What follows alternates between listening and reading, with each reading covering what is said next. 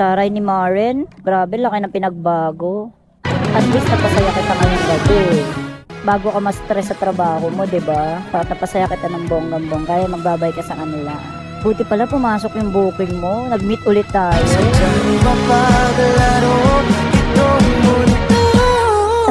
Sige ma'am, bye-bye. Thank you. Parang di 6 years, 7 na. Ala, ano nga pangalan mo? Parang familiar ka sa akin. Ala, taong bahay na ako. Hindi, ano nga pangalan mo? Wait lang. Ano? Maren? Hala, sabi ko na eh. Sino yan? Hala, Maren, di mo ako naalala? Hala? Hindi mo ako naalala? Hala, grabe ka naman. After all? Hindi mo ako maalala? Grabe ka, nakakasama ka ng loob, Maren. Hindi nga, hindi mo ko natatandaan. Yung pangalan ko, di mo natatandaan. Ha? Hala, grabe ka naman. Ang bilis mo. Hindi lang ako sumakay sa'yo, kuya. Ano, ma'am? Hindi lang ako sumakay sa'yo. Hala, grabe ka. Hindi ba? Hindi lang sa pagiging angkas. Ay, grabe ka. Hindi ba? Oo. Yan tayo nagtagal, kuya. Ay, naku, ang tagal natin noon. Ako yung ex mo. Ikaw ba yung ex ko? Oo, ang taray mo. Nagladlad na ako ngayon.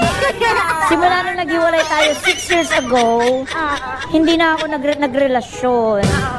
Lalaki na ang hinahanap ko kasi. Di ba na? Oo. Tayo na hinahanap ngayon. Oo, parehas na. Di na tayo magkasundo. Baka pag meron ka, kunin ko. Ang taray mo, di mo talaga ako matandaan. Hala, hindi. Hala, ano ba yan? Baka sa panaginip ko. Ano ba yan? Nakakasama ka naman ng loob. Pagkatapos ng lahat-lahat na ginawa ko sa'yo. Pagkatapos kitang ipaglaban sa nanay at tatay ko.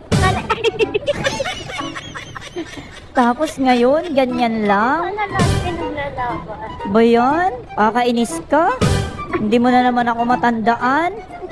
Pwede naman tayo na ulit. Pwede naman tayo na ulit. Pwede naman tayo na ulit. Tayo ay pinagtagpo, ngunit di pinadana. Ay!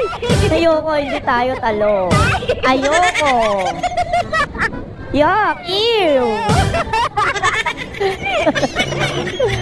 Pinagpupuyatan mo ko noon, tapos hindi mo ako matandaan. Kung di ako nagkakamali, nag-high school ka, di ba? Oo naman. Oo. Tayo na. Oo, tapos niligawan kita. Tapos sinagot mo ko ng bonggang-bongga. Oo ba? Oo, kulang na lang, magsabi na lang ako na sa'yo na, will you marry me? Kaso na, Hindi mo ginawa.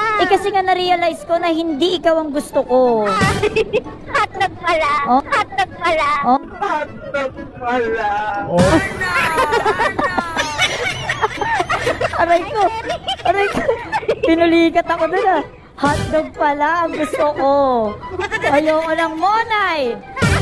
Kakainis ka. Naalala ko kasi dati, nung tayo mapanakit ka. Hala, hindi ako nananakit. Oy, nako, hindi ko matatanda, nag-aaway tayo sa bunukan. Sampalan. Sampalan. Hindi kasi ako marunong manuntok. Ngayon, dun ko napagtanto na ako pala ay isang Darna! Parang lalo kang gumanda. Ay, babalikan mo na ba ako? Ay, ako, kinikilabutan ako. Sa totoo lang, kasi dati judgmental ka eh. Ay, hala. Akala ko nga magiging judge ka eh. Oo, kaya talagang lalaki ako kanina. Pero nung nakita ko yung booking, sabi ko, Maren, parang matatandaan ko siya. Parang siya yung kumuha ng pagkalalaki ko noon. Si Ma'am yung kumuha ng pagkalalaki ko pagkabinata ko noon. Grabe siya. Tapos, na-realize ko rin na hindi pala siya yung gusto ko. Anong gusto ko? Hotdog!